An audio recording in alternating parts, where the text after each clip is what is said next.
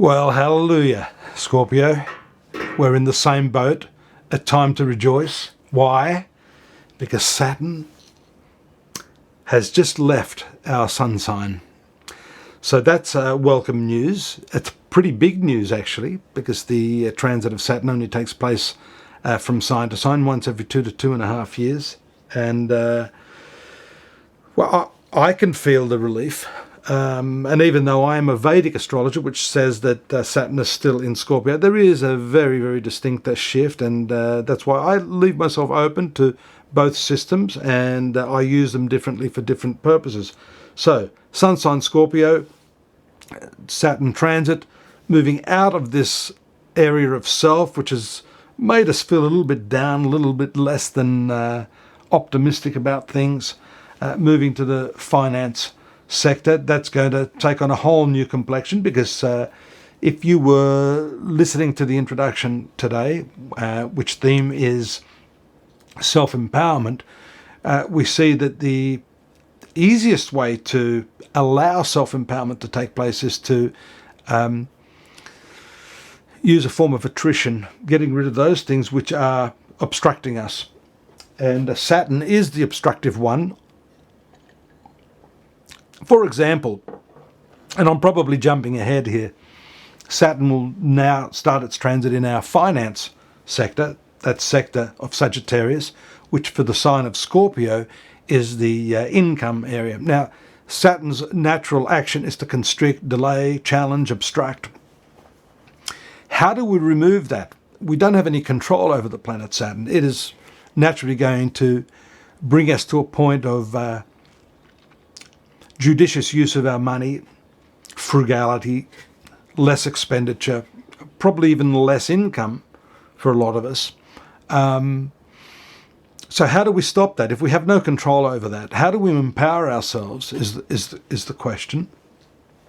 So it has to do with not so much trying to control the planet Saturn, not trying to control how much money we earn, but more to just sit back and just look at this situation passively and adjust ourselves by saying, well, this is by no means something that I can't actively work to counteract, work a little bit harder so that I can keep my income up, but to not be making the additional income the basis of my empowerment. The empowerment has to come from a freeing up of my energies from being concerned about that sort of stuff. Doesn't mean we don't keep working at it, but it frees us from the idea that the results of our actions are what will make us happy. And this is important too, because right now, Scorpio, you've got the Sun, the retrograde Mercury, and the North Node, another very important karmic point, in your 12th house. That 12th house is a house of attrition or elimination or doing away with things, along with the 8th house. But the 12th house is a house of charity, one's own self-undoing. And so it appears to me to be a cycle for Scorpio where, letting go of things. You may have a period there over the last few years where you acquired a lot. There was good income. You were doing reasonably well. You had good accolades. Now we're going through the reverse of that cycle where you may need to offload. You need to jettison stuff. But more importantly, as I said, it's not the stuff or the money. It's more the attitude to all of that sort of stuff. That is what is going to empower you by letting go of that and really just letting go of the results, doing the best you can, putting your skill into action, and then relaxing. Because at the end of the day, the universe is pretty much in control of everything here. Your next heartbeat may not happen. So even down to that, even down to your thought processes, you don't really have a lot of control. Empowerment, therefore, is a surrendering to these processes, relaxing and going, well, you know what? I'm just going to enjoy the show. And I think you can enjoy the show, especially now that Saturn's out of the way. That's giving you the means to do that by not restricting your self-perception too. So your self-perception will open up. One of your ruling planets, Mars, is in the 11th house now. about to conjoin Jupiter. That's lovely. So you'll start to make some new friends now. You may have had to go through that process of attrition, and that will still continue with your friends. You are really keenly looking at which of those friends is useful, which aren't. And there are a couple of important transits. I'm just looking here, so I'm not looking away or being rude. I'm just looking at my documentation here to see, firstly, the transit of Venus away from the 10th house into the 11th house. That's good because it brings your customers back, brings friendships back into the spotlight if they haven't been there for a while, and it brings good quality people into your life.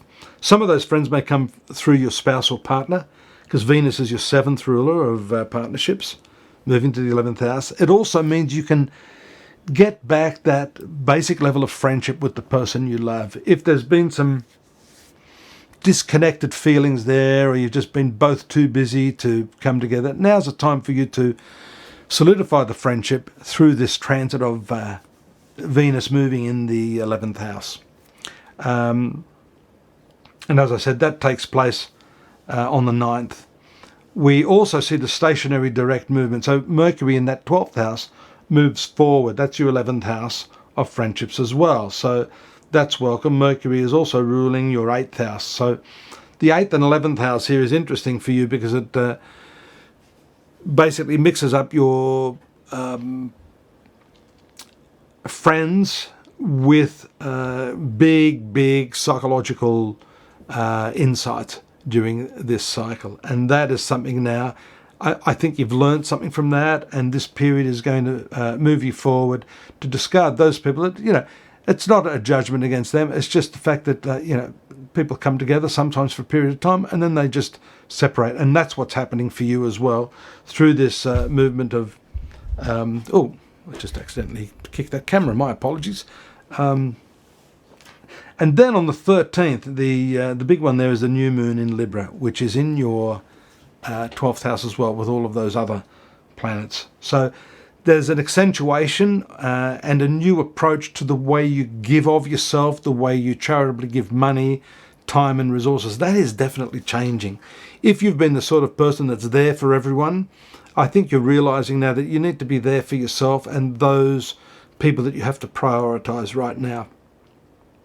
That's very much a big lesson that you're learning, and that will happen under the new moon phase that we see here. Your ruling planet Mars, which is one of them, along with Pluto, is in favourable aspect to Pluto. So your two ruling planets, October 13th, on the same date that the new moon takes place, perfect the trine aspect from the 11th house to the 3rd house. So there can be some friendships that are made now that are really going to revolutionise your thinking, if not your life.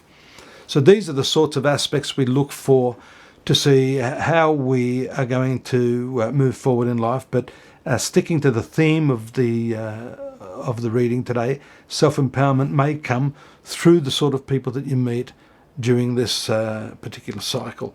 And again, that's very, very positive. Mars, your ruling planet, conjunct Jupiter on the 18th. Very, very powerful. With the sun moving out of the 12th house, the low-key place, into your sun sign, building up to the solar return on the 23rd. Now, this is one of the excellent parts of the year where your health and your vitality come back. If you've been sluggish, or should I say if you've been a slug, a couch potato, too lazy, or postponing your exercise regime, as I have been, then looks like we're all going to be back on the treadmill, pumping the iron, and that's all got to be good, hasn't it? That's another form of self-empowerment. But can you see how these planets seem to be the thing that's triggering? Make a note for yourself, 23rd, 24th. Have a look at what happens after the 24th of October. You will think, hang on, I feel like going for a run.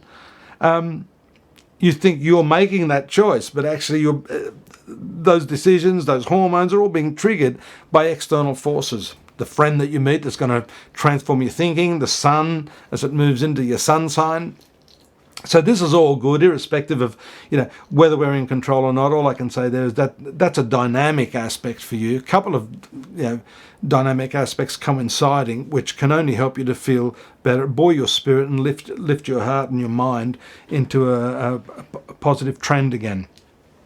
There's a full moon on the 27th.